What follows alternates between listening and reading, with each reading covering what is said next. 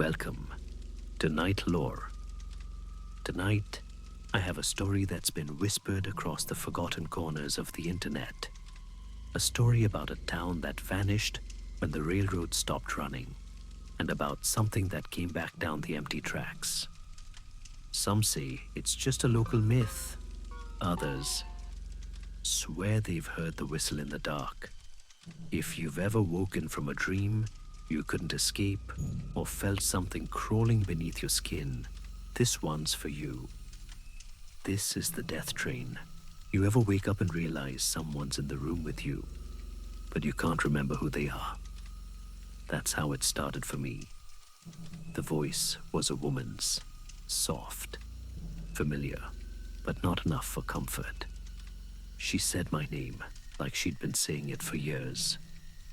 When I opened my eyes, I couldn't see her, just the dim outline of a lamp and the shadow of a person sitting on the bed beside me. Then it hit me. I'd been dreaming, no remembering.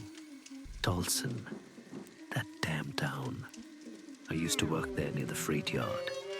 A dying town that stopped living the day the last train ran its course. 5 years ago, they shut down the railroad through Tulsa, and the place just stopped breathing. Businesses closed, families packed up.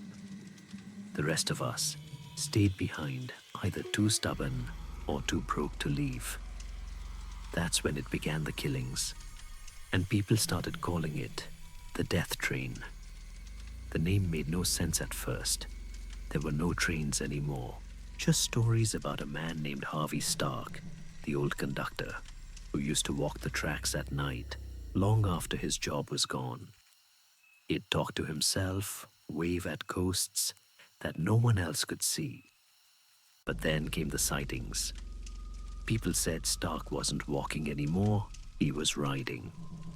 They claimed he sat on the shoulders of a huge man, a beast of a thing, naked and shining with sweat, carrying 2 machetes that caught the moonlight. Stark wore his old conductor's cap and blew his whistle as the 2 of them tore through town like a nightmare on legs. Some said the big man was Jeff Humblebolt, a local mechanic who vanished the week the line closed. Some said it was something worse. No one believed it until the first massacre. Bodies found on the street, mangled, carved open. 40 bullets recovered from the asphalt, all bent and useless, as if the thing had spit them back out. The police gave up after that. The ones who didn't die quit the force or left town. The rest of us just learned to stay indoors after dark, pretending not to hear the whistle echoing through the hills. That's the story anyway. I don't know if I ever believed it. I shouldn't have remembered it that night, because I wasn't in Tulsa anymore. I hadn't been there in years. And yet, when the woman's voice pulled me from sleep, I could still hear that whistle. When I came to, I was lying in a cheap motel bed. A small lamp flickered beside me. The woman sitting there looked like someone I'd met at the bar earlier that night. Same dark hair, same smirk that felt dangerous and safe at the same time. "Snap out of it," she said, and slapped me across the face. I blinked, dazed. "What the hell is going on?" "Good. You're awake," she said flatly. "Do you feel it?" "Feel what?" Her eyes narrowed. "Something crawling on you." My chest tightened. I looked down, expecting bugs, but saw nothing. Still, I felt it, like invisible fingers sliding under my skin. "What is that?" I shouted, brushing myself off. She sighed. "You can't see it yet. It's too early, but it's there. And if you let yourself fall asleep again, it'll take you." "What are you talking about?" "It's called a hatter's dream," she said. "It's not a normal dream. If you stay in it too long, you don't wake up. Ever. You lose yourself inside it." She lifted her sleeve and showed me a small tattoo on her wrist, a black circle with a narrow slit at the bottom. like a keyhole. Then she pointed to my arm. There was a mark there, faded, but the same shape. What the hell is this? I asked. I drew it, she said, with a marker, and a bit of my blood. Yours too. You what I had to, she said. It's the only way to pass it on. She started talking faster, voice trembling. My father used to have it. He said it wasn't a disease, it was alive. A thing that crawls from person to person, feeding on thoughts, memories, dreams. He called it the madness. He begged me to help him get rid of it before it hollowed him out. I thought he was insane, until I saw it myself. Her eyes welled up. He taught me the ritual, the keyhole, the blood and spit. It's the only way to give it away. I was supposed to find someone evil, someone who deserved it. She looked at me then, and I understood. I couldn't stand it anymore, she whispered. The crawling, the voices. I'm sorry. I sat frozen. I could feel it now, something moving behind my eyes, brushing against the inside of my skull, like a spider trapped under glass. Stop, I muttered. I need you to understand, she said. This isn't personal. You can do the same thing I did. Find someone worse than you. Pass it on. Just stay awake. Drink coffee. Take pills. Do whatever it takes. I grabbed her wrist.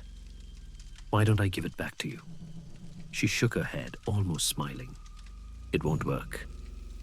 My dad said it never takes the same keyhole twice. Then she stood, slipping her shoes on. I know you're angry, she said.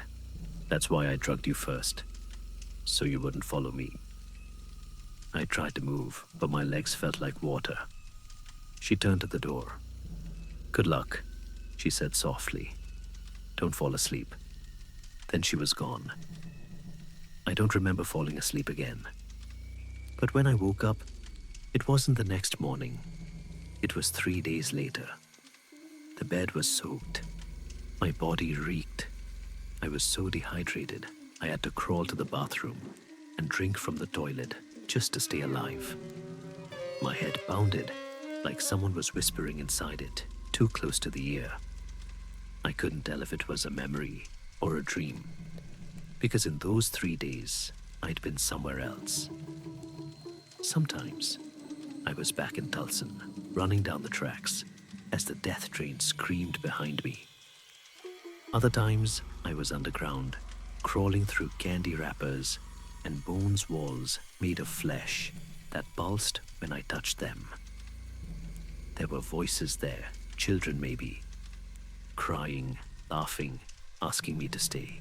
Everywhere I went, I could feel the thing crawling beneath the skin, behind the eyes, testing me. It wanted to know if I was strong enough to survive it. When I finally dragged myself out of that room, the world felt wrong. The air tasted metallic. The sky looked bruised. No one on the street looked real. Their faces flickered like film burning too slowly. I knew what it meant. The girl hadn't lied. She'd infected me. But I didn't hate her for it, not yet. Because I understood what she'd said. If I didn't pass it on, it would eat me alive. So I waited.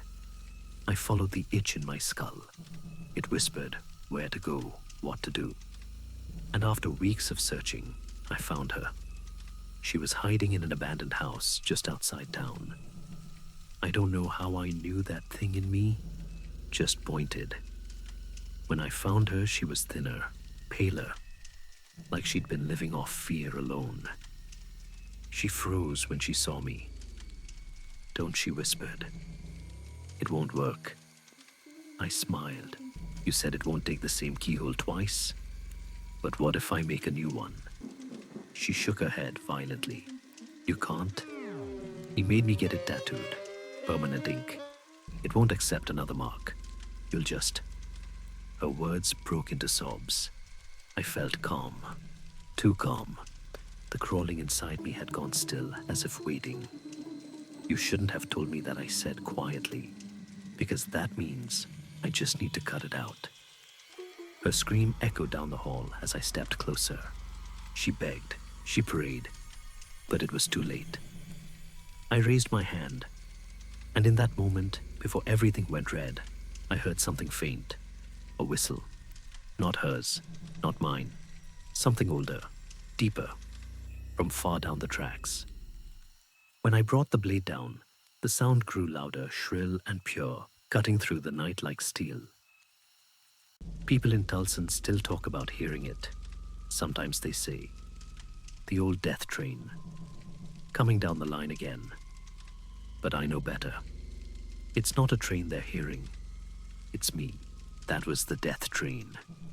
If you hear a whistle tonight, faint, distant, don't look toward the sound, because once you do, it remembers you.